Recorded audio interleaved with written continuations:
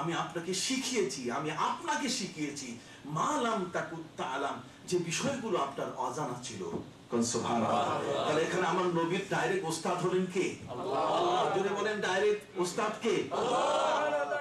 যেখানে আল্লাহ তাকে নিজেই বলছেন নবী কোনো কিছু বাদ নাই। আমার আল্লাহ বলেন যালিকা মিন আনবাইল গায়বি নূহিহি ইলাইহি, হে নবী এগুলো সব অতীতের কথা, কেউ জানে না, সব আমি আপনাকে জানাই দিছি।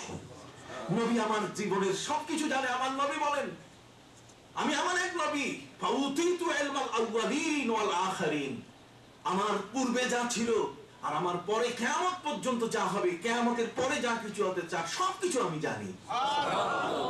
যিনি এত বড় জ্ঞানের অধিকারী, ওই মূর্খরা আমার নবীকে নিজের সাথে মিলাইয়া আমার নবীকে বলে নবী নাকি মূর্খ। নাউযুবিল্লাহ মিন যালিক। এটা বিরাট একটা আকীদার ব্যাপার, বিরাট একটা বিশ্বাসের ব্যাপার। নবীকে আমি মূর্খ, উম্মি শব্দের অর্থ মূর্খ কি না, আজ আপনাকে জানতে হবে। ভাইরা আমার, আমি অবশ্যই আপনাকে জানাবো উম্মি মানে কি। উম্মি এর অর্থ হলো আরব জগতের মধ্যে, আপনি ডিকশনারি খুলে দেখুন, মনজুর আফ্রিকি সাহেবের লিসানুল আরব আপনি খুলে দেখুন, আপনি আল বাহরুল মুহিত খুলে দেখুন, আপনি ডিকশনারি গুলো খুলে দেখে সেখানে আপনি স্পষ্ট পাবেন। খোদ মুসলিম শরীফের মধ্যে আপনি দেখুন ব্যাখ্যাকার ইমাম নববী রাহমাতুল্লাহি আলাইহি, জগতের মধ্যে যার বিবেক আছে, জ্ঞান আছে, যে নবী প্রেমিক, সে কোনদিন নবীকে মূর্খ বলে না। অসম্ভব ব্যাপার, অসম্ভব ব্যাপার। কোনদিন যার মহব্বতে জীবন উজাড়, যার শাফাআত ছাড়া আমার বাঁচার উপায় নাই, যার সুপারিশ ছাড়া জান্নাতে যাওয়ার আমার কোনো উপায় নাই, আমি যদি তারে মূর্খ বলে ডাকি, তাহলে কিয়ামতের ময়দানে রাসূল গোসা হয়ে বলবে তুমি আমারে মূর্খ বলেছো। আমি কোনটা জানি নাই বলো, কোনটা দেই নাই তোমার জীবনের মধ্যে, কোনটা আমি দেই নাই তুমি বলো। গোটা কোরআনের ব্যাখ্যা আমি রাসূল তোমার সামনে দিয়েছি। ওই বিশাল আসমানের খবর আমি তোমাকে দিয়েছি, জমিনের খবর তোমাকে দিয়েছি। সুবহানাল্লাহ।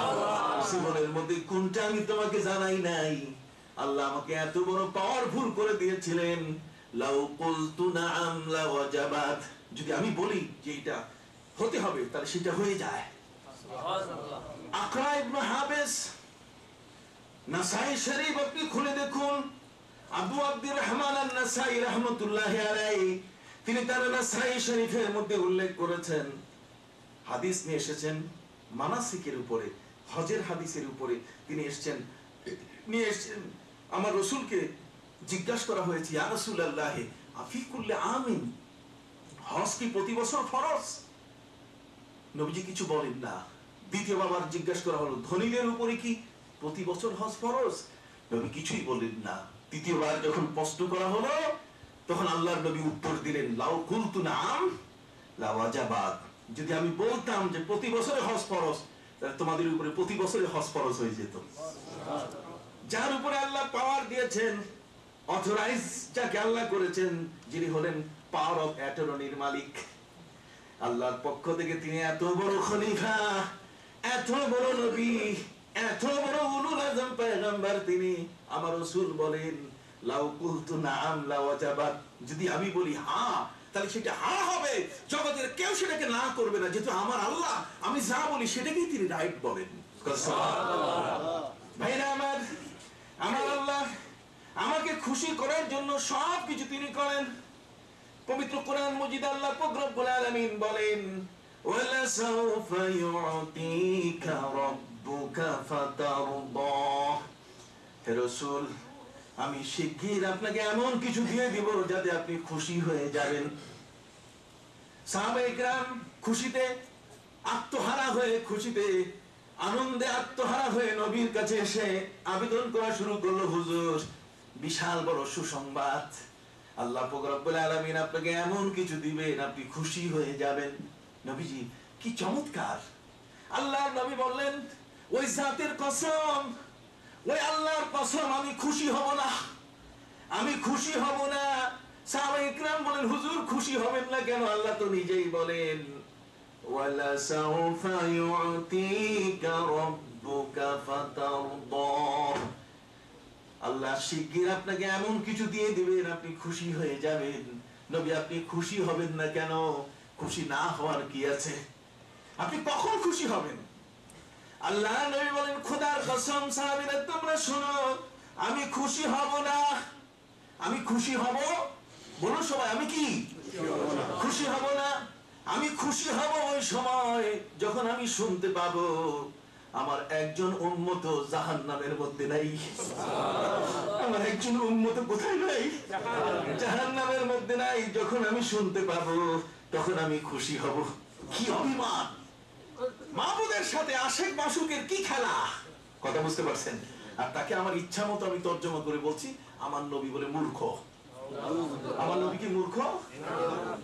আসেন, নবী যদি মূর্খ হয় তাহলে তিনি আনসার করলেন কিভাবে? মদিনার জমিনে আল্লাহর নবী হিজরতের পর থেকে নিয়ে 10টি বছরের দীর্ঘতম সময় তিনি প্রশাসনিক অবকাঠামো তৈরি করলেন।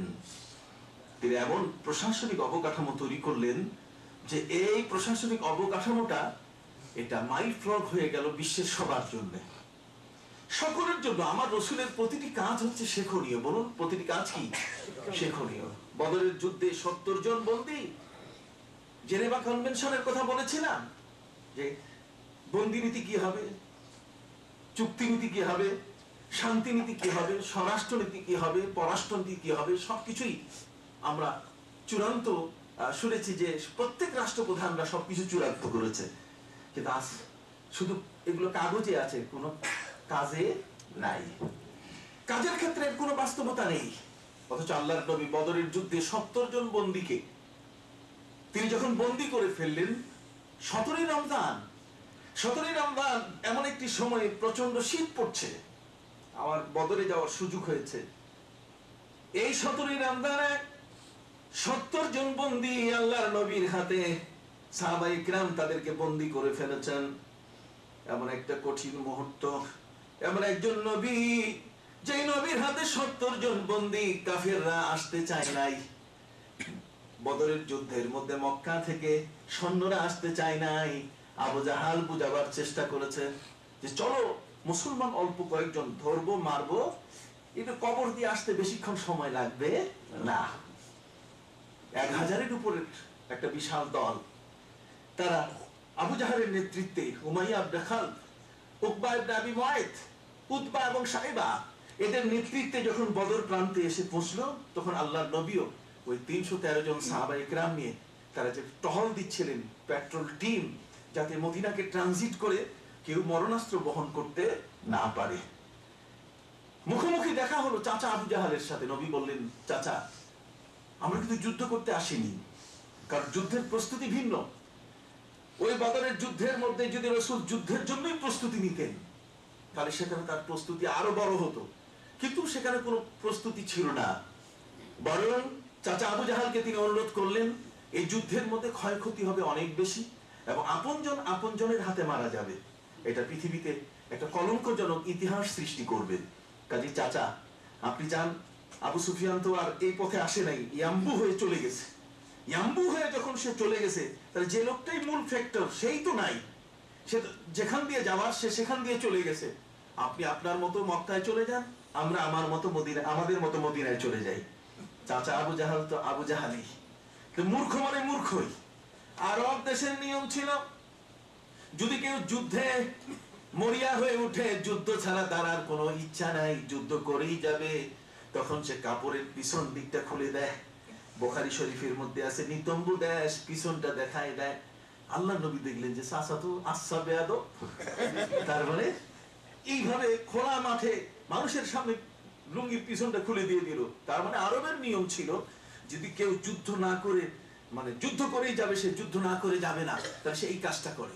তখন নবী করিম সাল্লাল্লাহু আলাইহি ওয়াসাল্লাম সাহাবায়ে কিরামকে বললেন যে আর উপায় নাই, তোমরা এখন সারি সারি দাঁড়াও।